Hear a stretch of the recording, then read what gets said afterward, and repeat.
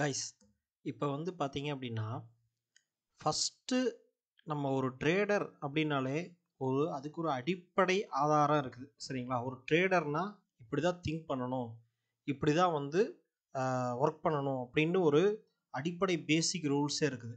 ஏன்னா அந்த மாதிரியான மைண்ட் செட் இருக்கிறவங்க தான் ஃபஸ்ட்டு ட்ரேடர் ஆகவே முடியும் சரிங்களா. ஃபஸ்ட்டு அதை வந்து அண்டர்ஸ்டாண்ட் பண்ணிக்கங்க. இப்போது இந்த ஃபஸ்ட்டு வீடியோவில் நம்மளோட கோர்ஸோட ஃபஸ்ட்டு வீடியோங்கிறதுனால இந்த வீடியோவில் வந்து ஃபஸ்ட்டு ஒரு ட்ரேடிங் பிளான்னா என்ன, அந்த ட்ரேடிங் பிளானோட ஸ்டாட்டிஸ்டிக்ஸ் அப்படின்னா என்ன, அதில் எந்த வகையில் நம்ம வந்து பிளான் பண்ணணும், எப்படி வந்து ஒரு ட்ரேடுங்கிறது எண்ட் ஆகும், அதாவது ஒரு ட்ரேடருங்கிறவன் எப்படி உருவாவான், அவனுக்கு வந்து ஃபஸ்ட்டு விஷயம் வந்து என்ன நடக்கும் அப்படிங்கிறத வந்து ஃபஸ்ட்டு நம்ம பார்க்க போகிறோம் சரிங்களா. ஒரு ட்ரேடர்னால் இப்படித்தான் இருக்கும் அப்படிங்கிறது தெரியணும். ஏன்னா இதை நிறைய பேர் வந்து ட்ரேடிங்க்கு அப்படின்னு சொல்லிட்டு ஒரு பிளானே இல்லை. கம்ப்ளீட்டாக ஒரு விஷயம் புரிஞ்சுங்க, ட்ரேடிங்கிறது வேறு, இன்வெஸ்டிங்கிறது வேறு. ரெண்டுமே ஒரே இன்ஸ்ட்ருமெண்ட்டாக இருந்தாலும் ட்ரேடிங்கிறது வந்து டோட்டலாக வேறு கேம், இன்வெஸ்டிங்கிறது டோட்டலாக வேறு கேம். ஸோ இது ரெண்டுக்குமே ஒன்றுக்கு ஒன்று ஒத்தே வராது. ட்ரேடிங்க்கு இன்வெஸ்டிங்கு டோட்டலாக ஆப்போசிட். ஸோ அதனால் நம்ம இங்கே பேசுகிறது வந்து நான் ஆஸ் அ ட்ரேடராக நான் பேசுகிறேன், நான் இன்வெஸ்டராக நான் பேசலை. இன்வெஸ்டிங் அப்படின்னா அதோட கான்செப்டே வேறு. அது நான் நிறைய இடத்துல நான் சொல்லியிருக்கிறேன். அந்த விஷயங்கள் வந்து நம்ம வேறு மாதிரி டீல் பண்ணணும் இன்வெஸ்டிங் அப்படிங்கிறதுக்கு. ட்ரேடிங் டைப்பில் நம்ம பண்ணக்கூடாது. ட்ரேடரோட முக்கியமான விஷயமே என்னென்னு கேட்டிங்கன்னா, அவனோட first psychological control and clarity சரிங்களா. இந்த ரெண்டு விஷயம் இருக்கணும். ஸோ எப்படி இந்த ரெண்டு விஷயம் வரும் அப்படிங்கிறது தான் இந்த வீடியோவில் நம்ம பார்க்குறோம். ஃபஸ்ட்டு ட்ரேடிங்கோட ஒரு ஸ்டாட்டிஸ்டிக்ஸ் இருக்குது. இந்த விஷயந்தான் ஃபஸ்ட்டு முக்கியம். ஸோ அந்த விஷயந்தான் பார்க்க போகிறோம். இப்போ ஃபஸ்ட்டு பார்த்தீங்கன்னா இந்த எக்ஸல் ஷீட்டை வந்து நீங்கள் பாருங்கள். இந்த எக்ஸல் ஷீட்டில் ஃபஸ்ட்டு வந்து பார்த்தீங்கன்னா ஒரு பாக்ஸ் இருக்குது, ரெண்டாவது ஒரு பாக்ஸு, மூணாவது ஒரு பாக்ஸு, 4, 5, 6. இந்த 6 பாக்ஸ்க்குள்ளே ஏதோ ஒரு பாக்ஸ்க்குள்ளே தான் ஒரு ட்ரேடர் அப்படிங்கிறவன் வருவான். ஓகேங்களா, எப்படின்னு நான் சொல்கிறேன். ஸோ ஃபஸ்ட் ஆஃப் ஆல் வந்து ஒரு ட்ரேடிங் அப்படின்னு எடுத்துக்கிட்டிங்கனாலே கண்டினியூஸாக நம்ம வந்து ஒரு ரிப்பீட்டட் ஆக்ஷன் நம்ம பண்ணுறோம் சரிங்களா. ப்ரைஸ் ஆக்ஷன் யூஸ் பண்ணியோ இல்லை ஏதாவது ஒரு ரூல் பேஸ்டு யூஸ் பண்ணியோ ரிப்பீட்டட் ஆக்ஷன் பண்ணுறோம். அப்போ நீங்கள் 100 ட்ரேட் எடுக்கிறீங்க அப்படின்னா, 100 ட்ரேட் எடுக்கிறீங்கன்னா அதில் எத்தனை ட்ரேடு சக்ஸஸ் பண்ணுறீங்க அப்படிங்கிறது தான் வின்னிங் ரேஷியோ சரிங்களா. Winning ratio. அதுவே அந்த ஒவ்வொரு ட்ரேடுக்கும் எவ்வளோ ரூபாய் லாஸ் பண்ணுறீங்க, அதாவது வின்னிங் பண்ணியிருப்பீங்கன்னா ப்ராஃபிட் பண்ணியிருக்கீங்க, மற்ற ட்ரேடெலாம் லாஸ் பண்ணியிருப்பீங்க இல்லையா.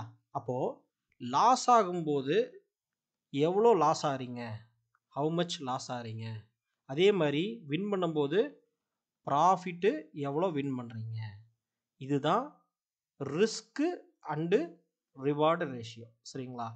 இந்த வின்னிங் ரேஷியோவும் ரிஸ்க் ரிவார்டு ரேஷியோவும் ஒன்றுக்கு ஒன்று சம்மந்தம் இருக்குது. இது வந்து ஒரு சீசா பேலன்ஸ் மாதிரி ஓகேங்களா. இந்த இடத்துல வின்னிங் ரேஷியோவும் இந்த இடத்துல ரிஸ்க் ரிவார்டு ரேஷியோவும் இருந்ததுன்னா இது ஒன்றுக்கு ஒன்று மேலே போகும்போது இன்னொன்று கீழே போகும், இன்னொன்று கீழே போகும்போது மேலே போகும். இந்த ரெண்டையுமே யார் சமமாக வச்சு ஒரு சமமாக உருவாக்கி அந்த இடத்துல சமமாக வந்து ஹெட்ஜிங் பாயிண்ட் கொண்டு வராங்களோ அவங்கள வந்து பெஸ்ட் ட்ரேடர் ஆகலாம். இப்போது நீங்கள் வந்து ஒரு ஸ்ட்ராட்டஜியில் வின்னிங் ரேஷியோ அதிகமாக இருக்கும், ரிஸ்க் ரிவார்டு ரேஷியோ ஆட்டோமேட்டிக்காகவே குறையும். ஒரு ஸ்ட்ராட்டஜியில் ரிஸ்க் ரிவார்டு ரேஷியோ அதிகமாக இருக்கும், வின்னிங் ரேஷியோ ஆட்டோமேட்டிக்காகவே குறையும் சரிங்களா.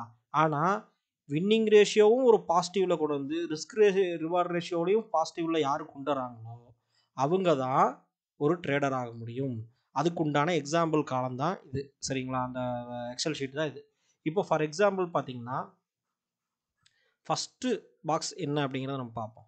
ஸோ ஃபஸ்ட்டு பாக்ஸ் பார்த்தீங்க அப்படின்னா 1:1 risk reward ratio, which means 100 ரூபாய் நீங்கள் ப்ராஃபிட் பண்ணுறீங்க அப்படின்னா 100 ரூபாய் லாஸ் பண்ணுறீங்க.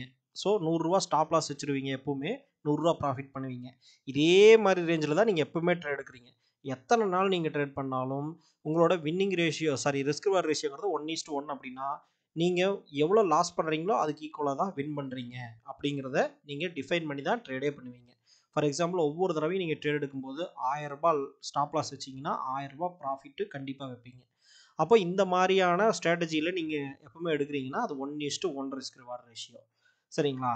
நீங்கள் எப்பவுமே அந்த மாதிரி நீங்கள் 1000 ட்ரேட் எடுத்தாலும் நீங்கள் வின் பண்ணும்போது என்ன வின் பண்ணீங்களோ அதே அமௌண்ட் தான் லாஸ் பண்ணும்போது லாஸ் பண்ணியிருப்பீங்க கரெக்டாக. அப்போது எப்படி நீங்கள் ப்ராஃபிட் வரும் அப்படின்னு கேட்டிங்கன்னா 50% வின்னிங் ரேஷியோ அப்படின்னா நீங்கள் வந்து ஒன்றுமே சம்பாதிக்க மாட்டீங்க கரெக்டாக. ஏன்னா நீங்கள் வந்து வின் பண்ணும்போது ரூ. 100 வின் பண்ணுறீங்க, லாஸ் பண்ணும்போது ரூ. 100 லாஸ் பண்ணுறீங்க. அப்போது டோட்டலாக ஒரு 20 ட்ரேடு வச்சுக்குவோம். மாதத்துக்கு 22 நாள் ட்ரேட் எடுக்கிறீங்க. அதில் வந்து 20 ட்ரேடுன்னு ஆவரேஜாக வச்சுக்குவோம். அந்த 2 நாள் கூட விட்டுருங்க. 20 ட்ரேடுன்னு வச்சிங்கன்னா 10 ட்ரேடு வந்து பார்த்தீங்கன்னா நீங்கள் ப்ராஃபிட் பண்ணுவீங்க. ஸோ ரூ. 5000 ஒரு ட்ரேடுக்கு லாஸ்ன்னு வச்சிங்கன்னா ரூ. 5000 ஒரு ட்ரேடுக்கு ப்ராஃபிட்னு வச்சிங்கன்னா ரூ. 50,000 சம்பாரிச்சிருப்பீங்க. இதுவே லாஸ் ஆகிறப்பவும் அதே ரூ. 5000 தான் வைக்க போகிறீங்க. ஏன்னா ரிஸ்க் ரிவார்டு சேம் தானே உங்களுக்கு. அப்போ மைனஸ் ரூ. 5000 இருக்கும். ஏன்னா 20 ட்ரேடில் 50% வின்னிங் ரேஷியோ 50% வின்னிங் ரேஷியோ 20 ட்ரேடில் அப்படின்னா நீங்கள் வந்து 50% வின்னிங் ரேஷியோ அந்த காலத்துக்குள்ளே வரீங்க அப்படின்னா அப்போ 10 ட்ரேடு லாஸ் ஆவீங்க, 10 ட்ரேடு வின் ஆவீங்க. ஸோ லாஸ் ஆனால் ரூ. 5000, வின் ஆனால் ரூ. 5000. ஸோ 10 ட்ரேடுக்கு கால்குலேட் பண்ணிங்கன்னா ரூ. 50,000 ப்ராஃபிட் எடுத்திருக்கீங்க, ரூ. 50,000 லாஸ் பண்ணியிருக்கீங்க. ஸோ டோட்டலாக 0. இது எப்பவுமே 0ன்னு வராது. ப்ரோக்கரேஜ் அமௌண்ட்டு சேர்த்து லாஸ் ஆகும். சரிங்களா? இருந்தாலும் நான் ட்ரேடை மட்டும் நான் சொல்கிறேன். அப்போது இந்த பாக்ஸ்குள்ளே இருந்தீங்கன்னா நீங்கள் ட்ரேடராக உருவாகிறதுக்கு ஆரம்ப கட்டம். சரிங்களா? இது வந்து ஃபஸ்ட்டு ஸ்டேஜ் ஆஃப் ட்ரேடர். ஏன்னா அவன் வின்னும் பண்ண மாட்டான், லாஸும் பண்ண மாட்டான். ஸோ ஆல்மோஸ்ட்டு கொண்டு வந்துடுவாங்க. சரிங்களா? இது வந்து இந்த மாதிரி சுச்சுவேஷன் இந்த பாக்ஸ். அதுக்கு அடுத்து வந்து பார்த்தீங்கன்னா நீங்கள் யூஸ் பண்ணுற ஸ்ட்ராட்டஜியோ இல்லை ப்ரைஸ் ஆக்ஷனோ உங்களோட இம்ப்ரூவ்மெண்ட்டோ அடுத்து எங்கே வரும்னு கேட்டிங்கன்னா, ஃபார் எக்ஸாம்பிளுக்கு 1:1 ரிஸ்க் ரிவார்டு ரேஷியோ, ஆனால் 60% வின்னிங் ரேஷியோ. சேம் இதே பாக்ஸோட ரிஸ்க் ரிவார்டு ரேஷியோ தான், ஆனால் 60% வின்னிங் ரேஷியோ. அப்படின்னா என்னென்னா கிட்டத்தட்ட 20 ட்ரேடு, அதே 20 ட்ரேடு மாதத்துக்கு எடுக்கிறீங்கன்னா ஒரு நாளைக்கு ஒரு ட்ரேடு தான் எடுக்கணும். 20 ட்ரேடு மாதத்துக்கு எடுக்கிறீங்கன்னா இப்போது 12 ட்ரேடு வந்து பார்த்தீங்கன்னா ப்ராஃபிட் இருப்பீங்க. அப்போது ரூ. 5000 ப்ராஃபிட் அப்படின்னா ரூ. 60,000 நீங்கள் ப்ராஃபிட் எடுத்திருப்பீங்க 12 ட்ரேடுக்கு. ஸோ லாஸ்ட் ட்ரேடு வந்து 8 ட்ரேடு லாஸ் ஆகிருக்கீங்க. அதுக்கு ரூ. 5000 லாஸ். ஏன்னா 1:1 ரிஸ்க் ரிவார்டு ரேஷியோ தானே. அதனால் லாஸ் ஆகிருந்தீங்கன்னா ரூ. 40,000 உங்களால் லாஸ் ஆயிடுது. ஸோ எண்ட் ஆஃப் டைமில் ரூ. 20,000 நீங்கள் ப்ராஃபிட்டில் இருப்பீங்க. மேபி ஒரு ரூ. 2,000 வந்து உங்களுக்கு அமௌண்ட்டு போயிடுச்சு அப்படின்னா நீங்கள் வந்து ரூ. 20,000 வந்து ரூ. 18,000 ப்ராஃபிட்டில் இருப்பீங்க. சரிங்களா? ஸோ இந்த ஸ்ட்ராட்டஜி, இந்த மாதிரியான ஒரு ஸ்ட்ராட்டஜியை நீங்கள் பில்டு பண்ணுறீங்கன்னு வச்சுக்கோங்க. உங்களோட எட்ஜிங் பாயிண்ட் என்ன? இது வந்து ஆக்சுவலாக லாஸும் இல்லை, ப்ராஃபிட்டும் இல்லை. அப்போ இதோட எட்ஜிங் பாயிண்ட் என்ன? அந்த 10% எக்ஸ்ட்ரா வின்னிங் ரேஷியோ இல்லையா? அப்போது அது எட்ஜிங் பாயிண்ட்டாக வந்துடுது. அப்போது அந்த 10% எக்ஸ்ட்ரா வின்னிங் ரேஷியோ எடுத்தாலே நீங்கள் 50% எடுக்கிற ஆள் 60% எடுக்கும்போது உங்களுக்கு எவ்வளோ இம்ப்ரூவ் ஆகுது பாருங்கள். மேபி இது வந்து 1 லேக்கை வச்சு நீங்கள் பண்ணுறீங்க அப்படின்னா எனக்கு தெரிஞ்சு ரூ. 5,000 அப்படிங்கிறதெல்லாம் 500 குவான்டிட்டி நிஃப்டியில் நீங்கள் போட்டிங்கனாலே வந்துடும். ஸோ அதெல்லாம் பார்த்தீங்கன்னா 1 லேக்கு கம்மியாக இருந்தாலே போதும். ஆனால் 1 லேக் வச்சு பண்ணிங்கன்னா 20,000 நீங்கள் சம்பாரிச்சிருவீங்க. ஸோ 20% ரிட்டர்ன் எடுத்துருவீங்க. சரிங்களா? மந்த்லி 20% ரிட்டர்ன் எடுத்துடுறீங்க. இதுவே ரொம்ப பெரிய விஷயம். ஸோ இப்போ இதுவே வந்து இந்த பாக்ஸ் பார்த்தீங்கன்னு வச்சுக்கோங்க, வின்னிங் ரேஷியோ வந்து அதே 60%. சாரி, இந்த பாக்ஸ் வேண்டாம். இப்போ வந்து இந்த பாக்ஸ் போயிடும். அதே 1:1 ரிஸ்க் ரேஷியோவில் 75% வின்னிங் ரேஷியோ எடுத்தீங்கன்னா, அதாவது வந்து நீங்கள் most of the time profit ஆகுறீங்க. ஆனால் வந்து எப்போவுமே 1:1 ரேஷியோவில் தான் நீங்கள் ட்ரேட் எடுக்கிறீங்க அப்படின்னா 75% வின்னிங் ரேஷியோ வந்துன்னா 50,000 நீங்கள் சம்பாதிக்கலாம். கால்குலேட் பண்ணி பார்த்தீங்கன்னா தெரியும். 15 ட்ரேடு வந்து நீங்கள் ப்ராஃபிட் எடுப்பீங்க, 5 ட்ரேடு லாஸ் ஆவீங்க. ஸோ ஆட்டோமேட்டிக்காக 25,000 தான் உங்களுக்கு லாஸ் வரும், 75,000 உங்களுக்கு ப்ராஃபிட் வரும். இது தாங்க ஒரு என்ன சொல்கிறது, ஒரு ரகசிய ஃபார்முலா மாதிரின்னு வச்சுக்கோங்களேன். ஏன்னா இந்த மாதிரி நீங்கள் திங்க் பண்ணல, ப்ராபபிலிட்டியில் திங்க் பண்ணலைன்னா நீங்கள் ட்ரேடர் ஆகவே முடியாது. நீங்கள் இந்த மாதிரி திங்க் பண்ணலைன்னா ட்ரேடர் ஆகவே முடியாது, ஆகவே மாட்டீங்க. சரிங்களா? அதுதான் நான் சொல்கிறேன். எல்லாருமே இதை புரிஞ்சுக்காம வெறும் ஸ்ட்ராட்டஜி பின்னாடி ஓடிட்டு இருக்கீங்க. ஸ்ட்ராட்டஜி அப்படிங்கிறதே இந்த பாக்ஸ்க்குள்ளே ஏதோ ஒரு ரிசல்ட்டை கொடுக்குறது தான் ஸ்ட்ராட்டஜி. சரிங்களா? அந்த பாக்ஸ்க்குள்ளே ஏதோ ஒரு ரிசல்ட்டை கொடுக்குமாங்கிறத ஃபஸ்ட்டு பாருங்கள். நீங்கள் ஒரு யூடியூப்ல இல்லை வேறு எங்கேயே போய் நீங்கள் ஸ்ட்ராட்டஜி தேடினாலும் அந்த ஸ்ட்ராட்டஜியோட எண்டு ரிசல்ட் வந்து வின்னிங் ரேஷியோன்னு ரிஸ்க் ரிவார்டு ரேஷியோன்னு ஒரு 100 ட்ரேட் எடுக்கிறேன்னா அந்த ஸ்ட்ராட்டஜியை வச்சு அப்போது வின்னிங் ரேஷியோன்னா ரிஸ்க் ரிவார்டு ரேஷியோன்னு அதுதான் அந்த ஸ்ட்ராட்டஜியோட ஒரிஜினல். சரிங்களா? அது தெரியாமல் வெறும் ஸ்ட்ராட்டஜியை மட்டும் பார்த்துட்டு ஒரே ஒரு ட்ரேடை மட்டும் பார்த்துட்டு நீங்கள் போகக்கூடாது. சரிங்களா? ஒரே ஒரு ட்ரேடில் ₹1,00,000 நீங்கள் ப்ராஃபிட் எடுத்தாலும் அது குத்து மதிப்பாக எடுத்திருந்தீங்க அப்படின்னா அது வந்து ரொம்ப நாள் தாங்காது. நீங்கள் அடுத்து மார்க்கெட்டுக்குள்ளே தானே வருவீங்க, அந்த ₹1,00,000 போயிடும். ஸோ அதனால் அதை ஃபஸ்ட்டு நீங்கள் அண்டர்ஸ்டாண்ட் பண்ணிக்கோங்க. அதுக்கடுத்து பார்த்தீங்கன்னா 50% வின்னிங் ரேஷியோ இருந்தாலும் நம்ம ப்ராஃபிட் எடுக்கலாம். சரிங்களா? எப்போன்னா ஒரு 1:1.5 ரேஷியோ ரிஸ்க் ரிவார்டு ரேஷியோ வந்துட்டாலே ப்ராஃபிட் எடுக்கலாம். அதான் இந்த பாக்ஸ். சரிங்களா? இந்த பாக்ஸில் பாருங்கள் 1:1.5 risk reward ratio, which means நான் 5000 ரூபாய் லாஸ் வைக்கிறேன் அப்படின்னா 7500 ரூபா ப்ராஃபிட் வைக்கிறேன். அதாவது வந்து பாதிக்கும் மேலே 1.5% அப்படின்னா என்ன, 1% 5000 ரூபாய், 1.5னா 7500 ரூபாய் வரும். கரெக்டாக? இதில் 2500 ரூபா பாதியா, அதோட ஆட் பண்ணோம்னா 7500 ரூபா வரும். அப்போது ப்ராஃபிட் எடுத்தால் நான் 7500 ரூபாய், லாஸ் ஆனால் 5000 ரூபாய். இப்படி நான் ஒரு ஸ்ட்ராட்டஜியை வச்சு நான் ட்ரேட் பண்ணுறேன் அப்படின்னா ப்ராஃபிட்டு 10 தடவை நான் ப்ராஃபிட் எடுக்கிறேன்னால அதே சேம் வின்னிங் ரேஷியோ 50% தான் வின்னிங் ரேஷியோ. முதல்ல 50% வின்னிங் ரேஷியோ இருந்தால் லாஸ்ன்னு பார்த்தோம்.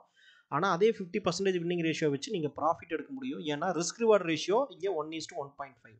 சரிங்களா? அப்போது நீங்கள் பாருங்கள், அந்த 1:1.5 ரிஸ்க் ரிவார்ட் ரேஷியோ இருக்கிறனால 10 ட்ரேடுக்கு 7500 ரூபா நீங்கள் ப்ராஃபிட் எடுப்பீங்க. நான் ப்ராஃபிட் எடுத்தால் 7500 ரூபா, அதை 10 ட்ரேடு எடுத்தீங்கன்னா 75000 ரூபாய் நீங்கள் ப்ராஃபிட் எடுப்பீங்க. இதுவே 10 ட்ரேடுக்கு நீங்கள் லாஸ் ஆனீங்கன்னா 5000 ரூபா தான் லாஸ் ஆகிறீங்க. ஏன்னா 1:1.5ங்கிறதுனால 50000 ரூபா தான் நீங்கள் லாஸ் ஆகிறீங்க. அப்போ 25000 ரூபாய் நீங்கள் ப்ராஃபிட் எடுப்பீங்க. சரிங்களா? இதுதான் வந்து 1:1.5 ரேஷியோ. 50% வின்னிங் ரேட் இருந்தாலே போதும். 10 ட்ரேடுக்கு நீங்கள் 5 ட்ரேடு வந்து ப்ராஃபிட் எடுத்தாலே போதும். ஆனால் அந்த 5 ட்ரேடுமே 1:1.5ங்கிற ரேஷியோவில் எடுத்துருக்கணும். இதுதான் வந்து ஃபஸ்ட்டு ஒரு ட்ரேடருக்கு உண்டான லாங் டேர்ம் சக்ஸஸை டிஃபைன் பண்ணுற விஷயம். இது நம்ம பேக் டெஸ்ட் பண்ணும்போது எல்லாமே இதுக்காக தான் நம்ம பண்ணுவோம். எவ்வளோ வின்னிங் ரேஷியோ வருது, எவ்வளோ வந்து ரிஸ்க் ரிவார்ட் ரேஷியோ வருது, எப்படி நம்ம அந்த ஸ்ட்ராட்டஜியை பில்டு பண்ணால் மாற்றினா வின்னிங் ரேஷியோவோ இல்லை ரிஸ்க் ரிவார்ட் ரேஷியோ இம்ப்ரூவ் பண்ண முடியும், எப்படி நமக்கு உண்டான எட்ஜிங் பாயிண்ட்டை நம்ம கொண்டு வர முடியும். ஏன்னா கோடிக்கணக்கான ட்ரேடர்ஸ் ட்ரேட் பண்ணுறாங்க. சரிங்களா? எத்தனை பேர் ப்ராஃபிட் எடுக்கிறாங்க? ரொம்ப ரொம்ப கம்மியாக தான் எடுக்கிறாங்க. ஏன்னா அதில் ஒரு கொஞ்சம் பேர் தான் அந்த ஹெட்ஜிங் பாயிண்ட்டை வச்சு எடுக்கிறாங்க. அது ஸ்ட்ராட்டஜியும் முக்கியம், இந்த ப்ராபிலிட்டியும் முக்கியம், உங்களோட சைக்காலஜியும் முக்கியம். சரிங்களா? முதல்ல இந்த ப்ராபிலிட்டி தெரிஞ்சால் தான் அடிப்படையே இது. சரிங்களா? ஸ்ட்ராட்டஜியை அடுத்து பில்டு பண்ணலாம். இந்த ப்ராபிலிட்டி தெரிஞ்சால் தான் நம்ம ஸ்ட்ராட்டஜியை பில்டு பண்ண முடியும். ஸோ 1:1.5ல் 60% வின்னிங் ரேஷியோ எடுத்துட்டிங்கன்னு வச்சுக்கங்களேன், 50000 நீங்கள் ப்ராஃபிட் பண்ணிடலாம். அதே ஈக்குவலாக 1:1.5 ரிஸ்க் ரேஷியோவில் 75% வின்னிங் ரேஷியோ எடுத்துட்டிங்கன்னா நீங்கள் 87,500 ரூபாய் நீங்கள் வந்து ப்ராஃபிட் பண்ணலாம். கிட்டத்தட்ட இந்த லெவலுக்கு நீங்கள் அந்த சீசா பேலன்ஸில் நான் சொன்ன மாதிரி இந்த பக்கம் 1:1.5, இந்த பக்கம் வந்து 75% அப்படின்னு நீங்கள் வின்னிங் ரேஷியோ கொண்டு வந்துட்டீங்கன்னா உங்கள் மாதிரி ட்ரேடர் உலகத்திலேயே கிடையாது. உலகத்திலேயே விரல் விட்டு எண்ணக்கூடிய ட்ரேடரில் நீங்களும் வந்துடுவீங்க. 87,000, இது 1 lakh கேபிட்டலை வச்சு 87,000 எடுத்து எவ்வளோங்க? 87%. சரிங்களா? ஸோ இதுதான் வந்து அடிப்படை. இதை அச்சீவ் பண்ணுறதுக்காக தான் மீதி எல்லா விஷயமும் நம்ம ட்ரேடிங்கில் பில்டு பண்ணுறோம். ட்ரேடிங்கிறது எப்பவுமே ஒரே ஒரு ட்ரேடிங் நாளை வச்சு நம்ம டிஃபைன் பண்ணுறது கிடையாது. சீரீஸ் ஆஃப் ட்ரேடை வச்சு தான் நம்ம டிஃபைன் பண்ண முடியும். சரிங்களா? அப்போது என்னோட ஒரிஜினல் ப்ரூஃபு நான் வந்து இந்த மாதத்தில் ஒரு ஸ்ட்ராட்டஜியில் எடுத்துருக்கிறேன் அப்படின்னா அது என்னங்கிறத நீங்கள் பாருங்கள். அதை பார்க்கும்போது என்ன தெரியும் உங்களுக்கு வந்து விஷயம் வந்து இன்னும் ஈஸியாக புரிஞ்சிடும். அப்போது அதை நான் இப்போ காமிக்கிறேன். ஸோ இது வந்து பார்த்தீங்க அப்படின்னா என்னோட ஜீரோதாவோட P&L, அதாவது ப்ராஃபிட் லாஸ் ஸ்டேட்மெண்ட்டு, ஜூலை மாதத்தோட ஸ்டேட்மெண்ட்டு. சரிங்களா? 2022 ஜூலை மாதத்தோட ஸ்டேட்மெண்ட்டு 7/1 31 வரைக்கும் நான் ஃபில்ட்ரு பண்ணியிருக்கிறேன். சரிங்களா? நான் ஃபில்ட்ரு பண்ணிவிட்டு ஜஸ்ட்டு வந்து பார்த்தீங்க அப்படின்னா நம்ம வந்து அப்ளை கொடுத்துருக்குறோம். இப்போது 1.2 lakhs வந்து நான் இந்த ஜூலை மாதத்தில் ப்ராஃபிட், நெட் ப்ராஃபிட் எடுத்துருக்கிறேன். டோட்டல் ப்ராஃபிட் பார்த்தீங்கன்னா 1,35,485 ரூபா ப்ராஃபிட்டு. அதில் வந்து ப்ரோக்கரேஜ் சார்ஜஸ்லாம் வந்து 14,000 ரூபா, அரௌண்டு 17,734 ரூபா கழிச்சிட்டு நம்ம வந்து பார்த்தீங்கன்னா நெட் ப்ராஃபிட் வந்து பார்த்தீங்கன்னா 1,20,750 ரூபா. சரிங்களா? Net profit. ஸோ நான் எடுத்த ட்ரேட்ஸ் எல்லாம் பார்த்தீங்கன்னா எல்லாமே இங்கே நிஃப்டியில் தான் எடுத்துருக்கிறேன். ஸோ பார்த்தீங்கனாலே தெரியும். So most of the trades வந்து எல்லாமே நிஃப்டியில் தான் இருக்குது, ஆப்ஷன்ஸ் கான்ட்ராக்டில் தான் இருக்கும்.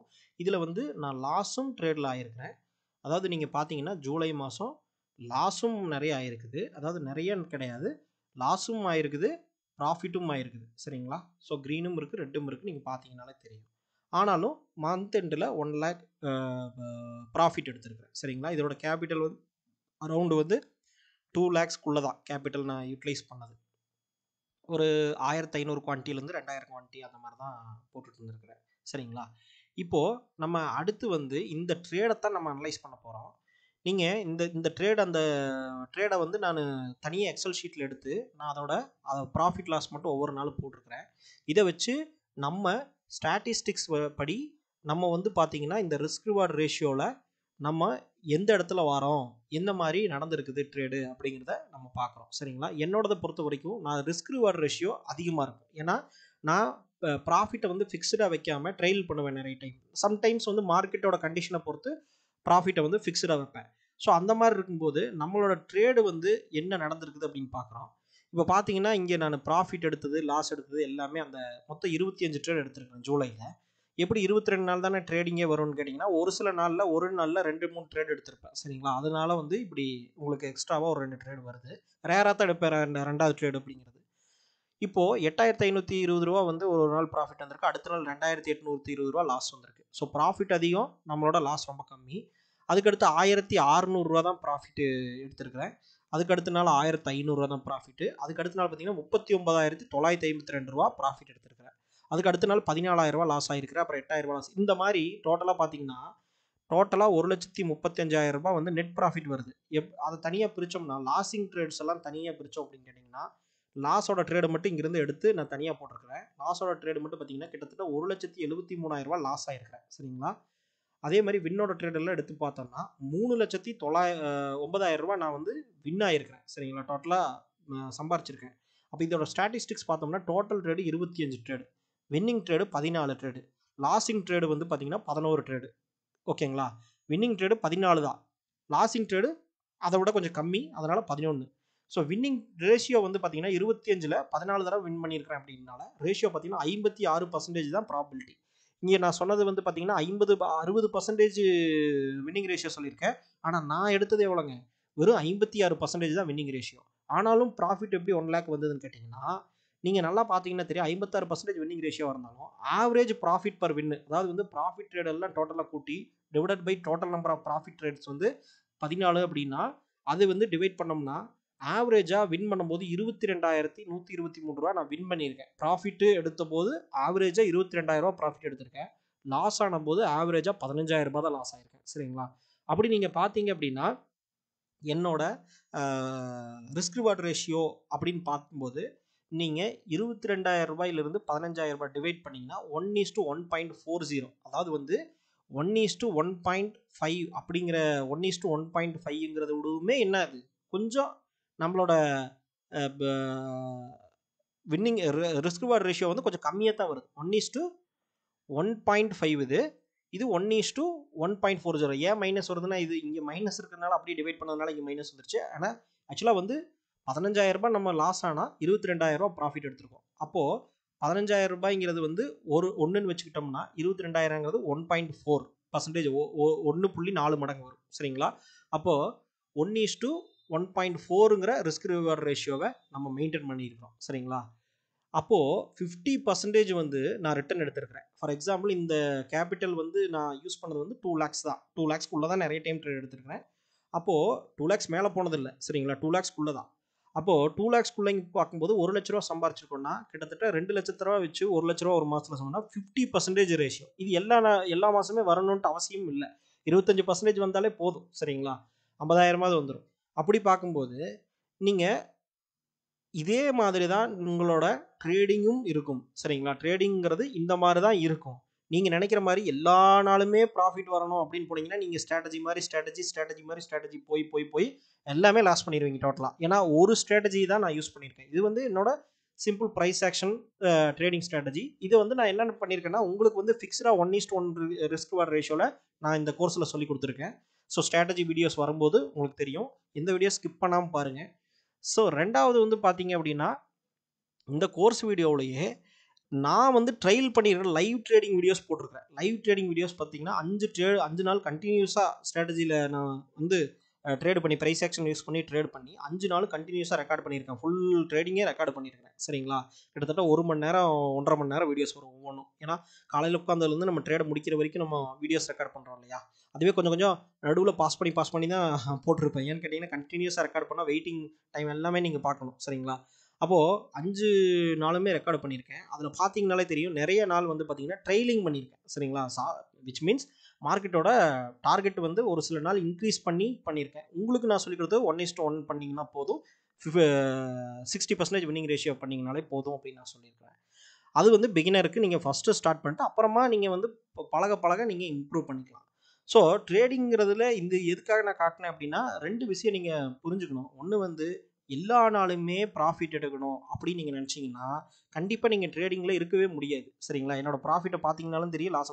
இது எல்லா மாதமுமே இந்த மாதிரி தான் இருக்குது. ஒரு சில மாதங்கள் பார்த்தீங்கன்னா அதிக நாள் வின் ஆகிருப்பேன், லாஸுங்கிறதே இருக்காது. ஆனால் ரிஸ்க் ரிவார்ட் ரேஷியோ கொஞ்சம் கம்மியாக இருக்கும். சரிங்களா? அவ்வளோதான் விஷயமே தவிர நம்ம வந்து பார்த்தீங்கன்னா எல்லா நாளுமே வின் பண்ணணும்னு நினச்சோம்னா நம்ம மார்க்கெட்டில் இருக்கவே முடியாதுங்கிறத நீங்கள் முதல்ல புரிஞ்சுக்கணும். ரெண்டாவது, நீங்கள் லாஸ் ஆன நாள் இப்போ பார்த்தீங்கன்னா கண்டினியூஸாக 1, 2, 3 நாள் வந்து அதிகபட்சம் லாஸ் பண்ணியிருக்கேன். இப்போ இந்த 3 நாள் நான் கண்டினியூஸாக லாஸ் பண்ணுறேன் அப்படின்னு கேட்டிங்கன்னா அது வந்து கொஞ்சம் கம்மியான அமௌண்ட்டு லாஸ் பண்ணியிருக்கேன்.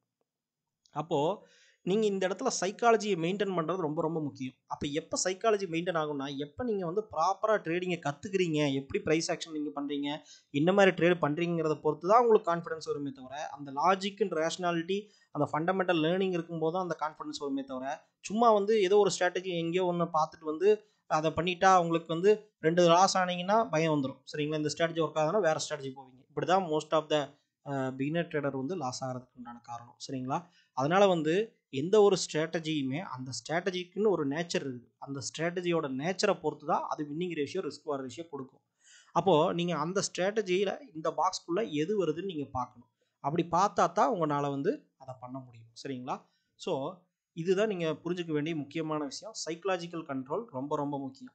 இன்னொரு முக்கியமான விஷயம் பார்த்தீங்கன்னா, நீங்கள் எவ்வளோ லாஸ் பண்ணால் உங்களால் தாங்க முடியுமோ அந்த அளவுக்கு தான் நீங்கள் ரிஸ்க் எடுக்கணும். நீங்கள் கேபிட்டலில் 1%, கேபிட்டலில் 2% அப்படிலாம் சொன்னீங்கன்னா, இப்போ வந்து ஒரு 10 லட்ச ரூபா உங்கள் கையில் கேபிட்டல் இருக்குன்னா, உங்களுக்கு வந்து ரிஸ்க் டாலரன்ஸ் வந்து 10 லட்ச ரூபாயில் 5% வைக்கிறீங்கன்னா 50,000 ரிஸ்க். அப்போ ஒரு ட்ரேடுக்கு நீங்கள் 50,000 ரிஸ்க் வச்சிங்கன்னா 50,000 நீங்கள் லாஸ் ஆனீங்கன்னா உங்களால் அந்த 50,000 லாஸை தாங்கிக்க முடியுமா? அது ஈவன் 10 லட்சமே நீங்கள் வச்சுருங்க, தாங்கிக்க முடியாது. அப்போ 2%னா எவ்வளோ வரும்? 10 லட்ச ரூபாயில் 20,000 வருமா? அப்போது 20,000 வச்சுருந்தீங்கனாலும் நீங்கள் அது உங்களோட சைக்கலாஜிக்கல் லெவலில் எவ்வளோ உங்களால் ஒரு ட்ரேடுக்கு லாஸை டிஃபைன் பண்ண முடியுமோ அதை வச்சிங்கன்னா மட்டும்தான் உங்களால் ட்ரேடில் தைரியமாக உட்கார முடியும். நீங்கள் பாட்டுக்கு ஒரு கால்குலேஷனை வச்சுக்கிட்டு உட்காந்திங்கன்னா உங்களோட சைக்காலஜி ஒர்க் ஆகாது. நான் இது நாள் வரைக்கும் நான் வந்து லேக்ஸில் வச்சு ட்ரேட் பண்ணாலுமே நான் வந்து என்னோட சைக்கலாஜிக்கல் லெவல் இன்னுமே வந்து பார்த்தீங்கன்னா ஒரு 25,000 30,000 அந்த மாதிரி ரேஞ்சில் தான் நிற்குது. அப்போ நான் அதுக்கு மேலே நான் லாஸ் பண்ண மாட்டேன். சரிங்களா? நான் என்னோட அதிகபட்ச ரிஸ்க்கே அந்த 25,000 30,000 இந்த மாதிரி லெவலுக்குள்ளே தான் நான் லாஸ் பண்ணிக்குவேன். 30,000க்கு மேலே 40,000க்கு மேலெலாம் லாஸ் போச்சு அப்படின்னா என்னோட சைக்காலஜியே வந்து கஷ்டமாயிடும். சரிங்களா? தாங்கிக்க முடியறது ரொம்ப கஷ்டமாயிடும். ஸோ அதனால தான் வந்து நான் சொல்கிறேன். ஸோ இந்த விஷயத்த நீங்கள் முக்கியமாக வச்சுக்கணும். ஸோ அடுத்தடுத்த வீடியோஸில் வந்து பார்த்தீங்கன்னா நீங்கள் ப்ராப்பராக எதையுமே ஸ்கிப் பண்ணாமல் நீங்கள் பாருங்கள் இந்த கோர்ஸில். அப்போ தான் உங்களுக்கு புரியும். சப்போஸ் இந்த கோர்ஸை வந்து இந்த வீடியோ வந்து நீங்கள் யூடியூப்பில் பார்த்துட்டு இருக்கீங்க அப்படின்னா இந்த கோர்ஸ் எப்படி பை பண்ணுறதுங்கிறத விஷயத்தை வந்து நான் இந்த வீடியோவோட டிஸ்கிரிப்ஷனில் நான் கொடுத்துருக்கேன். அதை யூஸ் பண்ணி நீங்கள் இந்த கோர்ஸ் நீங்கள் பை பண்ணிக்கலாம். இல்லை நீங்கள் இந்த கோர்ஸில் தான் பார்த்துட்ருக்கீங்க வீடியோனா நீங்கள் கண்டினியூஸாக அடுத்தடுத்த வீடியோஸை நீங்கள் பாருங்கள். இதுக்கு சின்ன ஒரு இந்த எக்ஸல் ஷீட்டையும் நான் மென்ஷன் பண்ணிடுறேன். இந்த எக்ஸல் ஷீட்டில் வந்து பார்த்தீங்க அப்படின்னா இதில் வந்து ட்ரேடிங் ஷீட்னு ஒன்று இருக்குது. இது வந்து சும்மா அந்த வின்னிங் ரேஷியோ இது பார்க்குறதுக்காக நானே போட்டது தான். ஸோ இந்த இடத்துல வந்து நீங்கள் ஜஸ்ட்டு ப்ராஃபிட்டையும் லாஸையும் நீங்கள் இங்கே நோட் பண்ணணும். அதாவது ப்ராஃபிட் வந்தால் இந்த பாக்ஸ்லையும் லாஸ் வந்து இந்த பாக்ஸ்லையும் நோட் பண்ணணும். நீங்கள் எவ்வளோ லாஸ் வைக்கிறீங்க, டார்கெட் வைக்கிறீங்கிறத இங்கே டிஃபைன் பண்ணிங்க. 1:1 1:1.5 அது எவ்வளோங்கிறத நீங்கள் இங்கே சும்மா நோட் பண்ணிங்க. ஆனால் இது முக்கியமே இல்லை இந்த 2 காலமும். ஏன்னா இது சும்மா ஒரு ஞாபகப்படுத்துறதுக்காக தான் இதை போட்டிருக்கேன். மற்றபடி நீங்கள் எடுக்கிற ட்ரேடு வந்து இந்த இடத்துல நீங்கள் ப்ராஃபிட் வந்தால் இங்கே ஒரு 5,000 ப்ராஃபிட் எடுத்திருக்கீங்கன்னா 5,000 நீங்கள் மென்ஷன் பண்ணுங்கள். லாஸ் பாக்ஸை விட்டுருங்க. அடுத்த நாள் வந்து 5,000 லாஸ் அப்படின்னா 5,000 லாஸுங்கிறத இங்கே மென்ஷன் பண்ணுங்கள். ஸோ அதுக்கு அடுத்த நாள் வந்து பார்த்தீங்கன்னா நீங்கள் ஒரு ப்ராஃபிட் எடுக்கிறீங்க, 5,000 ப்ராஃபிட் எடுக்கிறீங்கன்னா 5,000 இங்கே மென்ஷன் பண்ணுங்கள். ஸோ அதுக்கு அடுத்த நாள் வந்து பார்த்தீங்கன்னா ஒரு 6,000 ப்ராஃபிட் எடுக்கிறீங்க அப்படின்னா இங்கே 6,000 ப்ராஃபிட்டில் மென்ஷன் பண்ணுங்கள். இப்படி பண்ணிங்கன்னா இது சும்மா சிம்பிளான எக்ஸல் கால்குலேஷன் தான். நீங்கள் வேணும்னா நீங்களே கூட போட்டுக்கலாம், அதனால் ஒன்றும் பிரச்சனை இல்லை. நான் என்ன பண்ணியிருக்கேன்னா இது ரெண்டையுமே கால்குலேட் பண்ணி வின்னிங் ரேஷியோ பாருங்கள் 13 அப்படி, அதாவது நம்பர் ஆஃப் ட்ரேட்ஸ் இவ்வளோ தானே எடுத்துருக்கிறோம், அதனால் 13 காமிக்குது. டோட்டலாக இங்கே ஃபில் பண்ணிங்கன்னா தான் உங்களுக்கு தெரியும். ஸோ வின்னிங் டேஸ் வந்து 3. ஸோ இந்த 3 வின்னிங் டேஸா, லாஸிங் டேஸ் வந்து 1. ஓகேங்களா? ஸோ இந்த 3 1ன்னு பார்க்கும்போது டோட்டல் டேஸ் 23. டோட்டல் டேஸுங்கிறத நீங்களாக மென்ஷன் பண்ணிக்கோங்க. அப்போது வின்னிங் பர்சன்டேஜுங்கிறது வந்து 13%. அப்போது நெட் ப்ராஃபிட் அமௌண்ட் வந்து 11,000. ரிஸ்க் ரிவார்ட் ரேஷியோங்கிறது வந்து பார்த்தீங்கன்னா 1.07. ஏன் 1.07 வருதுன்னா ஒரு நாள் வந்து 6,000 ரூபா ப்ராஃபிட் எடுத்துருக்கீங்க ப்ராஃபிட் எடுக்கும்போது. அப்போ ஆவரேஜ் ப்ராஃபிட் வந்து பார்த்தீங்கன்னா ரிவார்டு 5,333 ரூபா வருது. நீங்கள் ஆவரேஜ் ரிஸ்க் பார்த்தீங்கன்னா 5,000 ரூபா தான். ஏன்னா நீங்கள் லாஸ் ஆனனால 5,000 ரூபா தான் லாஸ் ஆயிருக்கீங்க. சப்போஸ் வந்து ஒரு நாளைக்கு வந்து 3,000 ரூபா தான் லாஸ் ஆயிருக்கீங்கன்னு வச்சுக்கோங்க. அப்போ 3,000 தான் லாஸ் ஆயிருக்கீங்கன்னா என்ன ஆகும்னா உங்களுக்கு ஆட்டோமேட்டிக்காக பாருங்கள் ரிஸ்க் வந்து 4,000 ரூபா தான். ரிவார்டு வந்து 5,333. ஸோ 1.133 வந்து ரிஸ்க் ரிவார்டு ரேஷியோ வருது. 1:1.33 ரிஸ்க் ரிவார்டு ரேஷியோ வந்துருது. ஏன்னா லாஸ் ஆகும்போது கம்மி பண்ணியிருக்கீங்க லாஸை. ஸோ இதை வந்து நீங்கள் எப்பவுமே மென்ஷன் நீங்கள் டெய்லி இதில் மென்ஷன் பண்ணிங்கன்னா உங்களோட ட்ரேடிங்கை வந்து ட்ராக் பண்ணுறதுக்கு ஈஸியாக இருக்கும். இந்த எக்ஸல் ஷீட்டையும் நான் இந்த கோர்ஸோட ட்ரைவ்லேயே வந்து நான் அப்லோட் பண்ணுறேன். நீங்கள் என்ன பண்ணுங்கள், நீங்கள் அப்படியே டவுன்லோட் பண்ணிட்டு உங்களோட இதில் அப்லோட் பண்ணிக்கோங்க. அப்லோட் பண்ணிவிட்டு நீங்களே ஃபார்மேட் பண்ணிக்கோங்க. அப்படி இல்லைன்னா இந்த எக்ஸல் ஷீட்டை நீங்கள் உங்களோட கூகுள் ஷீட்டை ஓப்பன் பண்ணிவிட்டு புதுசாக ஒரு கூகுள் ஷீட் ஓப்பன் பண்ணிவிட்டு நீங்கள் இதை அப்படியே வந்து கண்ட்ரோல் கொடுத்து டோட்டலாக காப்பி பண்ணி அங்கே பேஸ்ட் பண்ணிக்கோங்க. சரிங்களா? ஸோ ஃபார்முலாஸ்லாம் வந்துடும். இது இல்லைன்னா நீங்களே கூட போட்டுக்கலாம். இந்த ஃபார்முலாஸ்லாம் உங்களுக்கு சிம்பிள் தானே. நான் போட்ட கால்குலேஷன்லாம் உங்களுக்கு சிம்பிள் தான். அந்த கால்குலேஷனை நீங்களே போட்டு ஜஸ்ட் ஒரு ட்ராக்கிங்காக, ஏன்னா இது ட்ராக் பண்ணும்போது தான் நம்மளால் வந்து எவ்வளோ வின்னிங் ரேஷியோவில் போயிட்டுருக்கோம், எவ்வளோ லாஸ் ஆகிட்டுருக்கோம், ப்ராஃபிட் ஆகிட்டுருக்கோம் அப்படிங்கிறத பார்க்க முடியும். ஸோ இந்த வீடியோ வந்து நீங்கள் யூடியூப்பில் பார்த்துட்டு இருந்தீங்கன்னா இந்த கோர்ஸ் வேணும்னா நீங்கள் கீழே இந்த வீடியோவோட டிஸ்கிரிப்ஷனில் பாருங்கள். இல்லை வந்து நீங்கள் கோர்ஸில் தான் பார்த்துருக்கீங்கன்னா நீங்கள் கண்டினியூஸாக நீங்கள் பார்க்கலாம். ஸோ நெக்ஸ்ட் வீடியோஸ் பார்க்கலாம். கைஸ், இப்போது இந்த கிளாஸில் நம்ம என்ன பார்க்க போகிறோம்னா, போன கிளாஸில் வந்து பார்த்திங்கன்னா நம்ம வந்து ட்ரேடிங் பண்ணுறதுக்கு உண்டான பிளானிங் அண்டு ஸ்டாட்டிஸ்டிக்ஸ், அதுக்கப்புறம் ஒரு சைக்காலஜி, இந்த மாதிரி ட்ரேடிங் பிளான் பண்ணணும், எப்படி பண்ணணும் அப்படிங்கிறத வந்து போன கிளாஸஸ்லாம் பார்த்தோம். இப்போ வந்து நம்ம வந்து ஃபஸ்ட்டு வந்து ப்ரைஸ் ஆக்ஷனோட பேசிக்கு உள்ளே என்ட்ரு ஆகிறோம். சரிங்களா? ஸோ இப்போது ப்ரைஸ் ஆக்ஷனோட பேசிக் என்ன அப்படின்னு கேட்டிங்கன்னா, ப்ரைஸ் வந்து ஒரு சில இம்பார்ட்டண்ட் லெவல்ஸை வந்து நமக்கு அடிக்கடி கிரியேட் பண்ணுது. அப்படின்னா என்ன, அந்த இம்பார்ட்டண்ட் லெவல்ஸ்னால் என்ன, அது எப்படி கிரியேட் ஆகுது, பையர் செல்லரோட சைக்காலஜி அந்த லெவல்ஸில் என்ன நடக்குது அப்படிங்கிறத நம்ம இந்த கிளாஸில் பார்க்க போகிறோம். ஸோ நம்ம ஃபஸ்ட்டு பார்க்க வேண்டிய விஷயம் என்னென்னா பையர் செல்லரோட சைக்காலஜி இல்லைங்களா? ஸோ பையர் செல்லர் தான் என்ன பண்ணுறாங்க, நமக்கு மார்க்கெட்டில் வந்து மூமெண்ட்டை கிரியேட் பண்ணுறாங்க. நீங்கள் பையராக இருக்கும்போது பையர், செல்லராக இருக்கும்போது செல்லர். நீங்கள் வந்து பையராக இருந்து செல்லராகவும் மாறுவீங்க, செல்லராக இருந்து பையராகவும் மாறுவீங்க. இது வந்து தொடர்ந்து நடக்கும். சரிங்களா? அது நீங்கள் மார்க்கெட்டை எந்த மாதிரி பார்க்குறீங்க அப்படிங்கிற விதத்தை பொறுத்து இருக்குது. சரிங்களா? இப்போது பையர் செல்லர் சைக்காலஜின்னா என்ன அப்படிங்கிறத நம்ம சிம்பிளான ஒரு எக்ஸாம்பிளில் பார்ப்போம். இப்போ ஃபார் எக்ஸாம்பிளுக்கு வந்து பார்த்தீங்கன்னா, நம்ம உங்கள் ஊர் ஏதாவது ஒரு ஊரை ஞாபகம் வச்சுக்கோங்க. உங்கள் ஊரில் வந்து கோல்டு வந்து எல்லாத்துக்குமே வாங்கணும்னு விருப்பம் இருக்குது இல்லைங்களா? நம்ம தமிழ்நாட்டிலேயோ இல்லை இந்தியாவிலேயோ எல்லாமே கோல்டு வந்து நமக்கு வாங்கணுங்கிற விருப்பம் வந்து எல்லாத்துக்குமே இருக்கும். ஸோ அதை ஒரு பேசிக்காக வச்சுக்குவோம். சரிங்களா? இப்போ வந்து கோல்டு வந்து ஒரு கிராமுக்கு வந்து 3,000 ரூபாய் இருக்குது அப்படிங்கிறத நம்ம வச்சுக்குவோம். கோல்டோட ப்ரைஸ் வந்து கிராமுக்கு 3,000 ரூபாய் இருக்குது அப்படிங்கிறது ஃபஸ்ட்டு உங்களோட ஊருக்கு தெரிய வருது. சரிங்களா? உங்கள் ஊரில் வந்து ஒரு 1000 பேர் இருக்கிறாங்க அப்படின்னா, இப்போ இந்த 1000 பேர் என்ன நினைப்பாங்க அப்படின்னா, இந்த ஃபஸ்ட்டு ப்ரைஸ் வந்து 3,000 ரூபாய்ங்கிறத ஒரு சில பேர் வாங்குறதுக்கு உண்டான கெப்பாசிட்டி இருக்கும், ஒரு சில பேர்த்துக்கு வாங்குறதுக்கு உண்டான கெப்பாசிட்டி இருக்காது, இல்லை இதை விட கம்மியாக வந்தால் வாங்கிக்கலாம்னு நினைப்பாங்க. இந்த மாதிரி ஒரு டிஃப்ரெண்ட் திங்கிங் பண்ணுவாங்க இல்லைங்களா?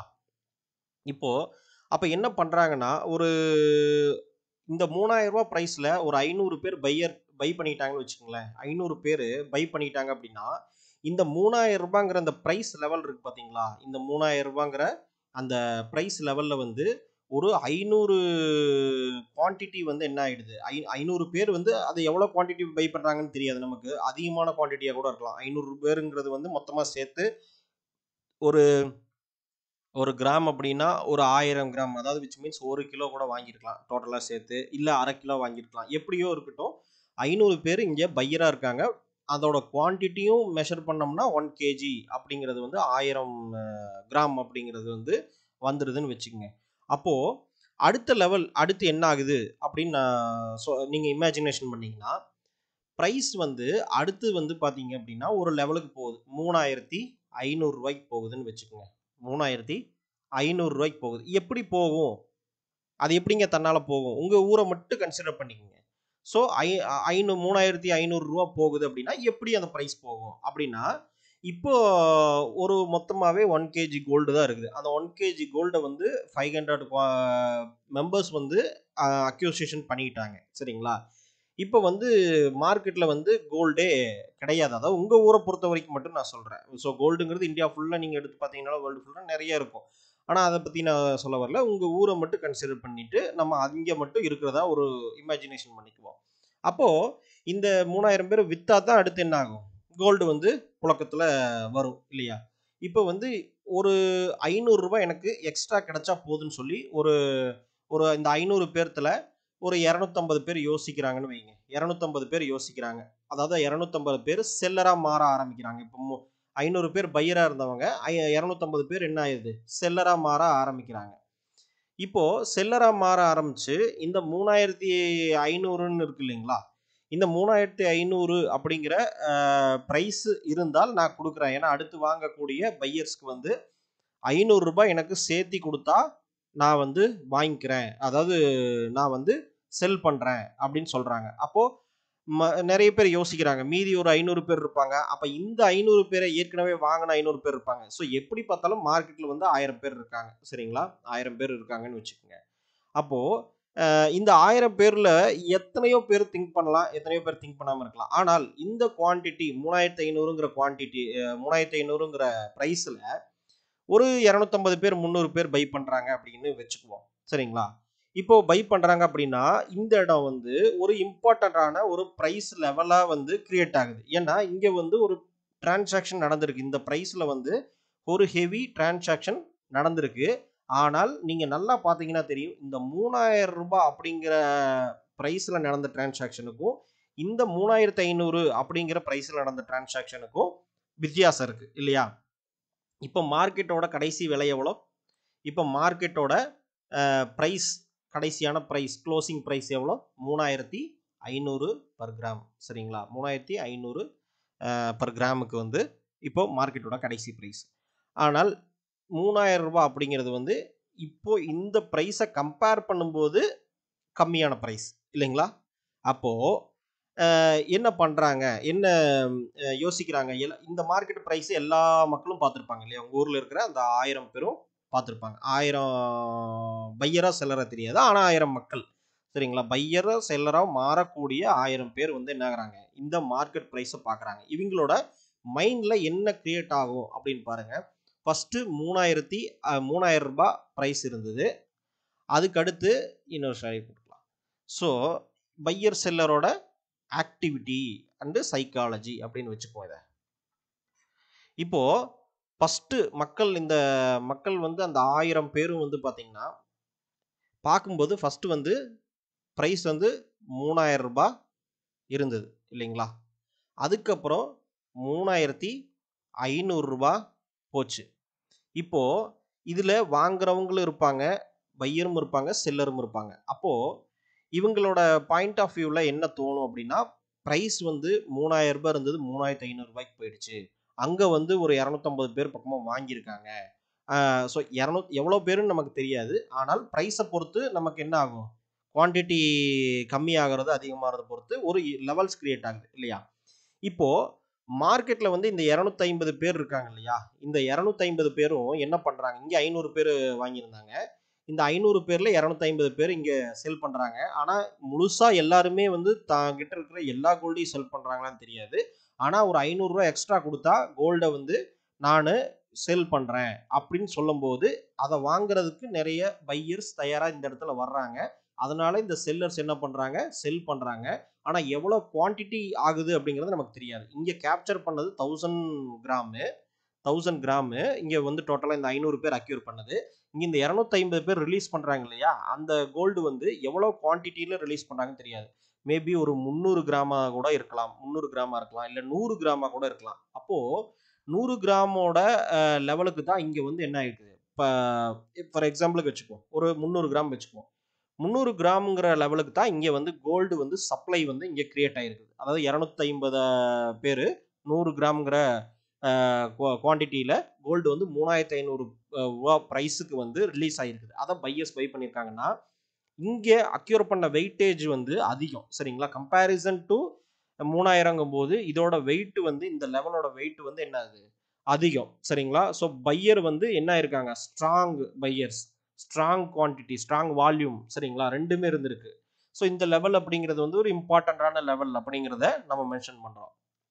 செகண்ட் வந்து 3500 ரூபாய்க்கு சேல் பண்ற இந்த லெவல் இருக்கு இல்லைங்களா, இந்த லெவல் வந்து ஒரு ஒரு மீடியமான ஒரு லெவலா நம்ம வந்து மென்ஷன் பண்ணிக்கலாம். மீடியமான ஒரு லெவல் கம்பேரிசன் தானே. நீங்க வந்து செப்பரேட்டா இந்த 3000ன்னு பார்க்கும்போது இன்னும் 2000த்துல வேற ஏதாவது ஒன்று நடந்திருக்கலாம். ஆனா நான் எக்ஸாம்பிளுக்கு ஒரு பாயிண்ட்ல இருந்து ஆரம்பிக்கிறதுனால இதை சொல்றேன் நான். அப்போ இந்த இடத்துல 3500 அப்படின்னு போகும்போது இந்த இடத்துல நீங்க நல்லா பாத்தீங்கன்னா இந்த லெவல்ங்கிறது வந்து கம்பேரிசன் டு 3000ங்கும் போது இது ஒரு மீடியம் லெவல் அப்படின்னு சொல்லலாம். ஆனா அதை எப்படி பார்த்தாலும் இதை விட கம்மி ஆன லெவல். ஆனா இதுவும் ஒரு இம்பார்ட்டன்ட் லெவல், ஏன்னா ஒரு பெரிய டிரான்சாக்ஷன் நடந்திருக்கு. இப்போ அடுத்து நம்ம பார்ப்போம். அடுத்து என்னன்னு கேட்டீங்கன்னா மார்க்கெட் வந்து என்ன ஆகுது, இந்த 3500 ரூபாய்க்கு வாங்கினாங்க இல்லைங்களா, இந்த பையர்ஸ் வந்து வாங்கினாங்க இல்லையா, இங்க ஒரு 250 பேர் செல் பண்ணியிருக்காங்கன்னா அந்த 250 பேர் பை பண்ணியிருக்கணும். இல்ல ஒரு ஒரு 100 பேரே சேர்ந்து அந்த 250 பேர்த்தோட குவான்டிட்டியை பை பண்ணியிருக்கலாம். ஸோ கம்மியான ஆட்கள் 300 குவான்டிட்டியை அக்யூர் பண்ணியிருக்காங்க. இங்க நீங்க யோசிச்சீங்கன்னா 250 பேர் அக்யூர் பண்ண ஒரு குவான்டிட்டியை இங்க 100 பேர் அக்யூர் பண்ணியிருக்கிறாங்க. அப்போ ரொம்ப லோ வால்யூம், அதாவது ரொம்ப லோ குவான்டிட்டிலேயே, அதாவது லோ பையர்ஸ் கவுண்டிங்லேயே ஹை வால்யூம் அக்யூர் பண்ணியிருக்காங்கன்னா அவங்க வந்து அதிகமான லெவல் ஆஃப் இன்ஸ்டிடியூஷன் பையர்ஸ் நம்ம எடுத்துக்கலாமே. இன்ஸ்டிடியூஷன் பையர்ஸ் ஏன்னா 100 பேர் சேர்ந்து 300 கிராம் வாங்கியிருக்காங்க அப்படின்னா 250 பேர் வித்ததை 100 பேரே வாங்கியிருக்காங்க அப்படின்னா அவங்க வந்து கொஞ்சம் ஹெவியான பணம் வச்சிருக்கிற பையர்ஸ் அப்படிங்கிற மாதிரி திங்க் பண்ணிக்கலாம். இல்லை எப்படி வேணாலும் நம்ம திங்க் பண்ணிக்கலாம் சரிங்களா. ஓகே, ஆனால் நமக்கு தேவையான இங்கே ஒரு இம்பார்ட்டன்ட் ப்ரைஸ் லெவல் டிரான்சாக்ஷன் நடந்திருக்குது. இப்போ அடுத்த லெவல் வந்து என்ன ஆகுனா, இந்த 3000 இப்போ இங்கேயும் ஆட்கள் இருக்காங்க. 3000 ரூபாய் அப்படிங்கிறதுலையும் ஆட்கள் இருக்காங்க, 3500 ரூபாய் அப்படிங்கிறதுலையும் ஆட்கள் இருக்காங்க.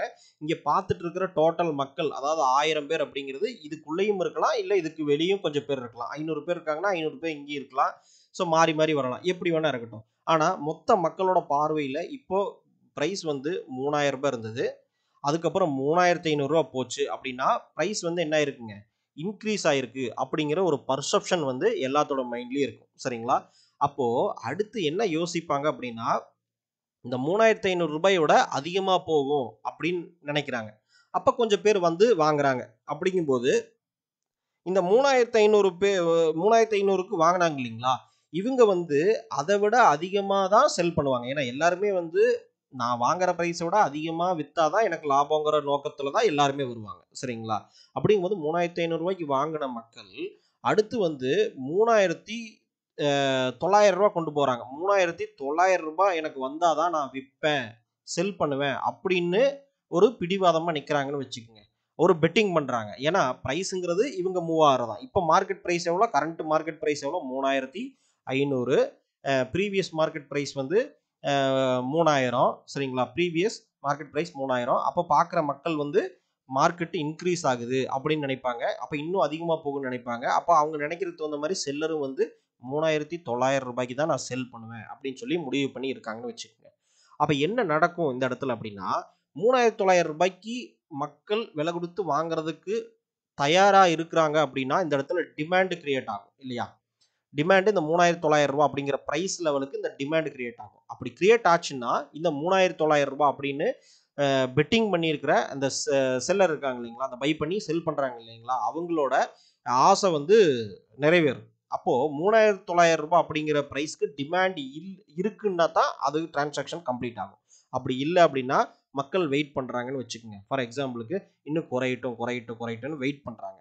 அப்போ 3900 ரூபாய் அப்படிங்கிற ப்ரைஸ்க்கு நம்ம விற்கலாம்னு நினைச்சிட்டு இருந்த ப்ரைஸ்க்கு டிரான்சாக்ஷன் நடக்கல சரிங்களா. அப்போ என்ன பண்றாங்க, கொஞ்சம் கொஞ்சமா விலையை குறைக்கிறாங்க. சரி, ஒரு 10 பேர் என்ன நினைக்கிறாங்க, 3700 ரூபாய்க்கு நான் தரேன் அப்படிங்கிறாங்க. அப்போ கொஞ்சம் பேர் வந்து குவான்டிட்டி டிரான்சாக்ஷன் பண்றாங்க. இந்த 3900 ரூபாய்ங்கிறது ரொம்ப ஹையஸ்ட் பிரைஸ், இப்போ இந்த மார்க்கெட் பிரைஸ்க்கு வாங்க முடியாது அப்படிங்கிற ஒரு விஷயத்துல ஒரு 10 நாள் வந்து மார்க்கெட் அந்த இடத்துல நின்றுட்டு இருக்கு அப்படின்னா, அப்போ அடுத்த லெவல் டிரான்சாக்ஷன் வந்து 3700ல நடக்குதுன்னு வச்சுக்கோங்க. ஏன்னா மக்கள் வந்து வாங்குறதுக்கு விருப்பப்படல, டிமாண்ட் ரொம்ப கம்மியா இருக்கு, குவான்டிட்டி வந்து ஃபில் ஆகலை அப்படின்னா 3700 ரூபாய்க்கு கொடுக்கறதுக்கு சிலர் தயாரா இருக்கும்போது அப்போ என்ன பண்ணுவாங்க, மக்கள் வந்து உள்ள வராங்க. 3700ங்கிற லெவலை என்ன பண்றாங்க, டிரான்சாக்ஷன் நடத்துறாங்க. அப்போ அந்த இடத்துல ஃபுல் குவான்டிட்டி கை மாறிடுது. ஓகேங்களா? 3700 ரூபாயில 300 கிராம் குவான்டிட்டியும் கை மாறிதுன்னு வச்சுக்கோங்க. இப்படி தொடர்ந்து நடந்துட்டு இருக்கும் மாறி மாறி. நீங்க இமேஜினேஷன் பண்ணிக்கங்க. இது எல்லா விஷயத்துக்கும் பொருந்தும். அப்போ 3700 அப்படிங்கிற பிரைஸ் இதாகுது. ஓகேங்களா? அப்போ இதுல வந்து கொஞ்சம் பேர் செல் பண்றாங்க. 90% ஆஃப் பீப்புள் வந்து செல் பண்ணிடுறாங்க. அந்த 3900 ரூபாங்கிற விலையில விற்கலாம்னு நினைச்சிட்டு இருந்த பேரு இப்போ 3700 ரூபாய்ங்கிற பிரைஸ்லயே எல்லா குவான்டிட்டி நடக்குது அப்படிங்கிறனால சரி பரவாயில்ல, 200 ரூபா நமக்கு லாபம் தானே, ஏன்னா அவங்க 3500 ரூபா பிரைஸ்ல வாங்கினவங்க தான். அப்போ செல் பண்றாங்க. ஒரு 10% பேர் வந்து என்ன பண்றாங்க, வெயிட் பண்றாங்க. அப்போ மார்க்கெட் வந்து 3700 ரூபா தான் கடைசி பிரைஸ் க்ளோஸ் ஆயிருக்கு அப்படின்னு பார்க்கும்போது, டிரான்சாக்ஷன் நடந்திருக்குன்னு பார்க்கும்போது, செல்லர் என்ன பண்றாங்க, சரி இன்னும் கொஞ்சம் கம்மியா, சாரி ஃபியூச்சர் பையர்ஸ் என்ன பண்றாங்க, இன்னும் கொஞ்சம் கம்மியா கேட்டு பார்க்கலாமே அப்படின்னு சொல்லி 3600 ரூபாய்க்கு கொடுத்தால் நான் வாங்கிக்கிறேன் அப்படின்னு சொல்லி ஹெவி குவான்டிட்டி பெட்டிங் பண்றாங்க மக்கள். சரிங்களா? அப்ப என்ன நடக்கு அப்படின்னு கேட்டீங்கன்னா, 3700 ரூபாய் பிரைஸ்ல கடைசி டிரான்சாக்ஷன் நடந்தது. அடுத்து அந்த கொஞ்சம் பேர் விற்காம இருந்தாங்களே, அந்த 10% பேரும் என்ன ஃபர்ஸ்ட் 3900 ரூபா அவங்களோட மைண்ட்ல என்ன இருக்குன்னா, என்ன ஃபர்ஸ்ட் 3900 ரூபாய் வச்சோம், அதுவும் நடக்கல, கடைசியில 3700 ரூபா வந்துச்சு, அந்த டைம்ல விற்காம விட்டுட்டோம், இப்போ திரும்ப 3600 ரூபாய்க்கு கேட்கறாங்க. இப்போ 100 ரூபா லாபத்துல தான் இருக்குது நம்ம வாங்கினதுல, ஏன்னா அவங்க 3500 ரூபா பிரைஸ்ல வாங்கினவங்க தானே. அப்போ பேசாம வித்தரலாம் அப்படின்னு நினைப்பாங்க இல்லைங்களா? ஸோ ஏன்னா குறைஞ்சிட்டே வருது, அவங்களோட பர்செப்ஷன்ல மார்க்கெட் என்ன ஆயிட்டு இருக்கு, குறைஞ்சிட்டு இருக்கு. ஏன்னா அவங்கள வாங்கின என்ன விலையோ அதை வச்சு தானே அவங்க முடிவு பண்ணுவாங்க. அவங்க வந்து 3500 ரூபாய்க்கு வாங்கினாங்க. அப்போ 3900 ரூபாய்க்கு போச்சு, அப்புறம் திரும்ப 3700 ரூபாய் இருந்துச்சு, அப்புறம் 3600 ரூபாய்க்கு கேட்கறாங்க. அப்படிங்கும்போது மார்க்கெட் குறைஞ்சிட்டே வருது, பேசாம 100 ரூபாய் லாபத்தில் இருக்கு, எக்ஸிட் ஆயிடலாம்னு அவங்க நினைக்கிறாங்கன்னு வச்சுக்கோங்க. அப்போ 3600 ரூபாயில மிச்ச குவான்டிட்டி கம்மியாயிரும். அப்போ மார்க்கெட்டோட பிரைஸை வந்து பிளாட் பண்ணி பார்த்தீங்கன்னா என்ன இருக்குன்னா, 3000, அதுக்கப்புறம் 3500, அதுக்கப்புறம் 3000 நடந்த டிரான்சாக்ஷன் 3700, அதுக்கப்புறம் 3600. சரிங்களா? இப்போ மார்க்கெட்டோட பர்செப்ஷன் வந்து ஒரு டிராயிங்ல கிரியேட் ஆயிடுச்சா?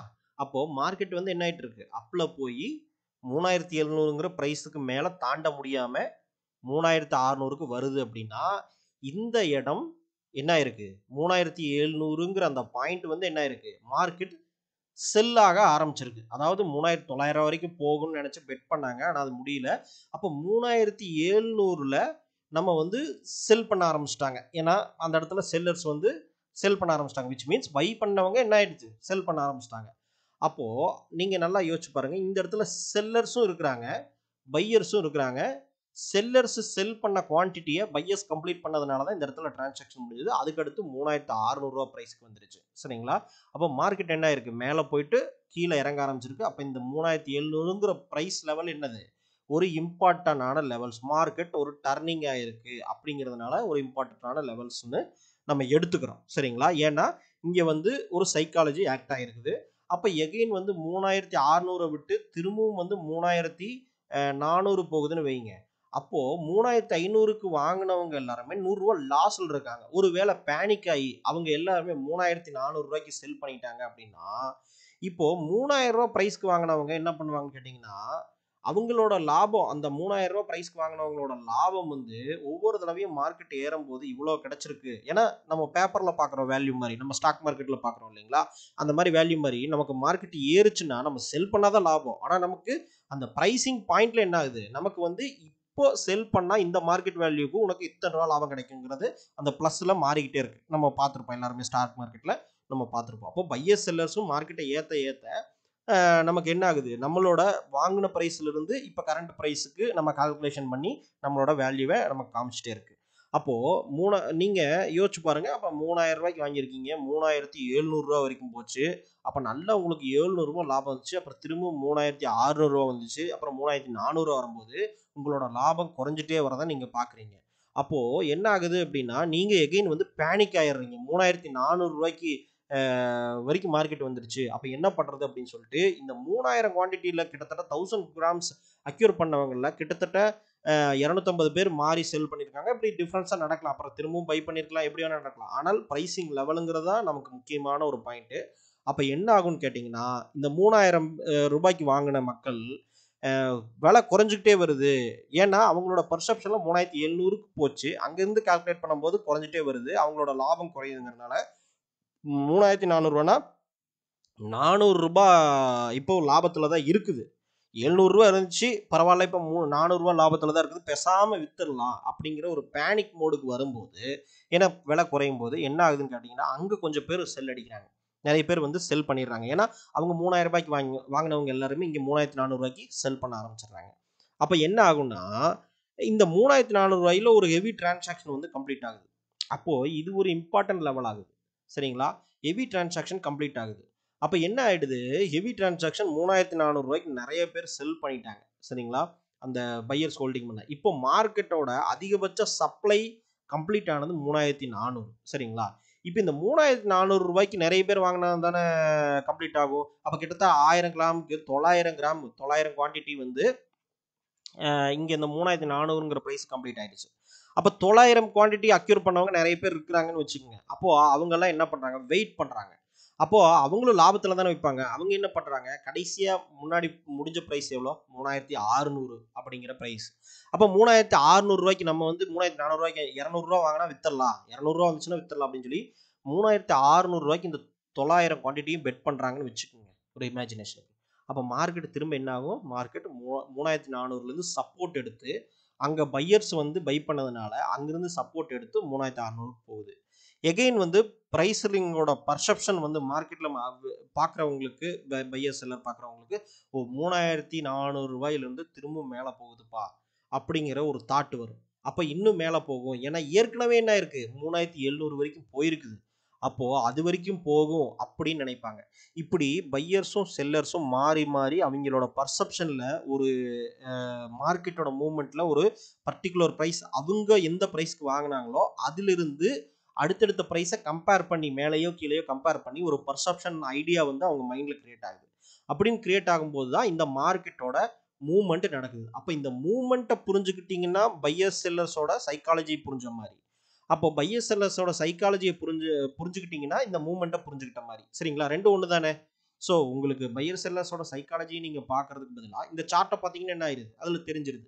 அப்போது நீங்கள் இனிமேல் வந்து ஒரு சார்ட்டை இங்கிருந்து ஒரு மார்க்கெட் ப்ரைஸுக்கு போய் அங்கிருந்து இறங்கி அதுக்கப்புறம் வந்து கொஞ்சம் ஏறி அதுக்கப்புறம் இறங்கி அதுக்கப்புறம் மேலே ஏறி அதுக்கப்புறம் கொஞ்சமாக இறங்கி அதுக்கப்புறம் இப்படி ஏறிச்சுன்னா இந்த இடத்துல நீங்கள் இனிமேல் இப்போ இந்த தியரி தெரிஞ்சதுக்கப்புறம் இந்த மார்க்கெட்டை பார்க்குற உங்களோட பர்செப்ஷன் என்ன ஆயிரும், மாறிடும். சரிங்களா, இந்த பர்செப்ஷன் தான் உங்களோட சைக்காலஜியில் நான் கொடுக்குற இப்போ இந்த விதை அப்படிங்கிற இந்த விஷயந்தான் வந்து உங்களோட ஒரு அண்டர்ஸ்டாண்டிங் லெவலை இப்போ மாற்றுது. அப்போ உங்களுக்கு அடுத்த தடவை நீங்கள் இந்த சார்ட்டை பார்க்கும்போது உங்களுக்கு என்ன தெரியும், ஓ இங்கே செல்லர் வந்திருக்கிறான், அப்புறம் எகெயின் வந்து இப்படி வந்திருக்கிறாங்க, அப்புறம் வந்து செல் பண்ண ஆரம்பிச்சிருக்காங்க, அதுக்கப்புறம் ஒரு பர்டிகுலர் பாயிண்டில் வந்திருக்குது, அப்புறம் வந்து செல்லர்ஸோட கடைசியாக ப்ரைஸ் லெவலை பிரேக் பண்ணதுனால உடனே பையர்ஸ் எல்லாம் என்ன ஆகிட்டாங்க, உள்ளே நுழைஞ்சிட்டாங்க. ஏன்னா கடைசியாக ஆனது வந்து 3700, அப்போது அதை விடவும் மேலே போகும்போது உடனே வந்து அதை விடவும் மேலே போகும் அப்படிங்கிற இந்த லெவலில் திங்க் பண்ணவங்க எல்லாருமே வந்து உள்ள நுழைஞ்சிட்டாங்க, பையர்ஸ் வந்து ஹெவியாக பண்ணிட்டாங்க. ஏன்னா இந்த லெவல் வந்து இம்பார்ட்டண்டான லெவல், அதை பிரேக் பண்ணும்போது அடுத்த லெவல் கண்டிப்பாக வந்து மேலே போயிடும் அப்படின்னு உங்களுக்கு மைண்டில் என்ன ஆகிடும், தோண ஆரம்பிச்சிடும். இனிமேல் சார்ட்டை பார்க்கும்போது உங்களுக்கு இதுதான் தெரியும். ஸோ இதுதான் நீங்கள் இந்த இடத்துல நீங்கள் புரிஞ்சுக்க வேண்டியது. அடுத்து இந்த சைக்காலஜி நீங்கள் புரிஞ்சுக்கிட்டீங்கன்னா அடுத்து அப்போது லெவல்ஸ், இம்பார்ட்டண்ட்டான லெவல்ஸ் என்ன அப்படிங்கிறது உங்களுக்கு தெரிய ஆரம்பிச்சிடும். அந்த இம்பார்ட்டண்ட்டான லெவல்ஸை நம்ம மார்க் பண்ணிட்டோம் அப்படின்னா மார்க்கெட்டு ஒன்ஸ் உடைச்சதுன்னா அடுத்த லெவல் எங்கே இருக்கும் அப்படிங்கிறது தெரியும். அது மேலிருந்து கீழே உடைச்சதுனாலும் அடுத்து கீழே இந்த லெவலுக்கு போகும் அப்படிங்கிறது உங்களுக்கு தெரியும். அப்படி இல்லை கீழிருந்து உடைச்சதுனாலும் மார்க்கெட்டு இந்த லெவலில் உடைச்சதுன்னா இந்த லெவலுக்கு போகும் அப்படிங்கிற விஷயங்கள் தெரிஞ்சிடும் உங்களுக்கு. ஸோ இது உடைக்குதா இல்லை இந்த இடத்துல இருந்து ரிவர்சல் ஆகுதா, அதாவது பிரேக் அவுட் ஆகுதா இல்லைன்னா ரிவர்சல் ஆகுதா அப்படிங்கிறத மட்டும்தான் நம்ம என்ன பண்ண போகிறோம், தீர்மானிக்க போகிறோம். சரிங்களா, அப்போது உங்களுக்கு அடுத்த லெவல் என்ன அப்படின்னா பிரேக் அவுட் ஆக போகுதா உடைக்க போகுதா அப்படிங்கிற லெவலை தீர்மானிக்கிறதுக்கு உண்டான டெக்னிக்ஸ் தான் அடுத்த லெவல் உங்களுக்கு தேவை. சரிங்களா, அப்போது ஃபர்ஸ்ட் லெவல் மார்க் பண்ண தெரியணும், இம்பார்ட்டன்ட் லெவல்ஸை மார்க் பண்ண தெரியணும். செகண்ட் லெவல் அதை உடைக்குதா இல்லை உடைக்கிறதுக்கு உண்டான சான்சஸ் அதிகமாக இருக்கா, இல்லை ரிவர்சல் ஆகிறதுக்கு உண்டான சான்சஸ் அதிகமாக இருக்கா. அப்படி ரிவர்சல் ஆச்சுன்னா எங்கே போகும், அடுத்த லெவல் இருக்கு இல்லையா, அடுத்த லெவலுக்கு போகும். அப்போ அதுக்கு நடுவில் நம்ம என்ன பண்ணுறது, அப்போ அதுக்கு நடுவில் ஃப்ளக்சுவேஷன் ஆகுமா, இந்த மாதிரி விஷயங்கள் தான் அடுத்த லெவல் ஆஃப் விஷயங்களை டீச் பண்ண போகுது. ஸோ இந்த வீடியோவை நீங்கள் தெளிவாக புரிஞ்சுங்க. இதுக்கு தான் அடிப்படை. இது வந்து எல்லா மார்க்கெட்லேயும் ஒர்க் ஆகும். ஏன்னா நம்ம பேசுறது ப்ரைஸையும் பையரும் செல்லரும் சைக்காலஜி. அவங்க வந்து இதில் முக்கியமான இன்னொரு சின்ன பார்ட் நம்ம என்ன பண்ணுறோம்னா, இந்த பையர்ஸும் செல்லர்ஸ்லையும் எல்லாரும் ஒரே மாதிரி இருக்க மாட்டாங்க. எல்லாத்தோட மைண்ட்லேயும் ஒரே விஷயங்கள் ஓடாது. பையர்ஸ் வந்து ஒரு சில பேர் வந்து இன்ஸ்டிடியூஷனல் பையர்ஸாக இருப்பாங்க. சரிங்களா, பெரிய கம்பெனி, அதாவது மியூச்சுவல் ஃபண்டு மாதிரி கம்பெனிஸு, ஹெட்ஜ் ஃபண்டு மாதிரி கம்பெனிஸு பையர்ஸாக இருக்கிறதுக்கு வாய்ப்பு இருக்குது. செகண்டு, வாரன் பஃபெட் மாதிரி லாங் டேர்ம் இன்வெஸ்டர்ஸும் நிறைய பேர் இருப்பாங்க. அவங்களோட பையர்ஸ் வாய்ப்பு இருக்குது. அப்போது இந்த 3000 ரூபாய் ப்ரைஸு அப்படிங்கிற ப்ரைஸில் அந்த கோல்டை வந்து ஒரு 500 குவான்டிட்டி, சரிங்களா, 1000 குவான்டிட்டி இருந்திருக்குது, 500 குவான்டிட்டி பை பண்ணவங்க ஒருவேளை இன்வெஸ்டராக இருந்துட்டாங்கன்னு வச்சுக்கோங்க. என்ன ஆகும்னா, இந்த 500 குவான்டிட்டி ரிலீஸே ஆகாது. 1000 கிராமில் இந்த 500 குவான்டிட்டி என்ன ஆகாது, ரிலீஸே ஆகாது மார்க்கெட்டில். ஏன்னா இவங்க வந்து லாங் டேர்ம் ஹோல்டர். இவங்க ரிலீஸ் பண்ணுறதுக்கு பல வருஷங்கள் கூட ஆகலாம், ஒரு 5 இயர்ஸ் பீரியட் கூட ஆகலாம். அப்போது மார்க்கெட்டில் ஆட்டோமேட்டிக்காக என்ன ஆகிடுது, இன்வெஸ்டர் வந்து அவங்க ஹோல்டு பண்ணும்போது என்ன ஆகிடுது அப்படின்னு கேட்டிங்கன்னா, மார்க்கெட்டில் டோட்டல் சப்ளையிலேயே, டோட்டல் 1000 இருந்த சப்ளையிலேயே, டோட்டல் சப்ளையிலேயே என்ன ஆகிடுது, 500 வந்து ஹோல்ட் ஆயிடுது. அவங்க விற்க போகிறதில்ல, அவங்க என்னமோ நடக்கட்டும்னு சொல்லி 5 இயர்ஸ் கழிச்சு விற்றுக்கலாம் அப்படிங்கிற மாதிரி வந்துட்டாங்கன்னு வச்சுக்கோங்க. அப்போ டோட்டல் சப்ளையே கம்மி ஆகும்போது, டோட்டல் சப்ளையே டவுன் ஆகும்போது அந்த பொருளுக்கு உண்டான டிமாண்ட் என்ன ஆயிடுது, இன்க்ரீஸ் ஆயிரும் ஆட்டோமேட்டிக்காகவே. சரிங்களா, ஏன்னா டோட்டல் சப்ளையே மார்க்கெட்டில் 1000 பேர்த்துக்கு 1000 கிராம் இருந்தது, இப்போ 1000 பேர்த்துக்கு 500 கிராம் தான் இருக்குது. சரிங்களா, இப்போ 1000 பேர்த்துக்கும் சேர்த்து 500 கிராம் தான் இருக்குது. அந்த ஒரு 10% பீப்புள்ஸ் வந்து என்ன பண்ணிட்டாங்க, ஹோல்டு பண்ணிட்டாங்க. அந்த டிமாண்ட் என்ன ஆயிடுச்சு, அப்போ கிரியேட் ஆயிடுச்சு. ஃபார் எக்ஸாம்பிள் இதை புரிஞ்சுக்கணும்னா, சிம்பிளாக வந்து ஒரு தக்காளி விலை மார்க்கெட்டில் வந்து தக்காளி இருக்குது, ஒரு அரிசி இருக்குது, இல்லை வந்து ஒரு வெங்காயம் இருக்குது அப்படின்னா, திடீர்னு அதோட விலையெல்லாம் ஏறுச்சுன்னா சம்டைம்ஸ் வந்து நம்ம நியூஸில் பார்த்துருப்போம். அதாவது தக்காளி விலை ஏறணுங்கிறதுக்காகவே ஒரு சில பேர் வந்து என்ன பண்ணுவாங்க, டோட்டல் வந்து ஏஜென்ட் வந்து அதை ஹோல்டு பண்ணி வாங்கி அதை வந்து நிறுத்திடுவாங்க, ஒரு 2-3 நாளைக்கு நிறுத்திடுவாங்க. இதெல்லாம் தடுக்கணும்.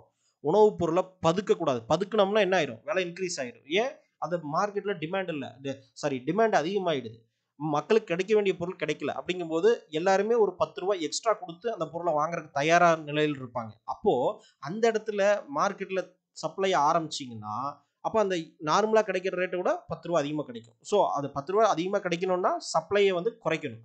அப்போ இது வந்து ஒரு 2 வே ஸ்விட்ச் மாதிரி நமக்கு வந்து இதாகிடுது. அப்போது நீங்கள் புரிஞ்சுக்க வேண்டியது, இந்த பையர்ஸ்னால் எல்லாருமே ஒரே பையர்ஸ் அப்படிங்கிறது கிடையாது.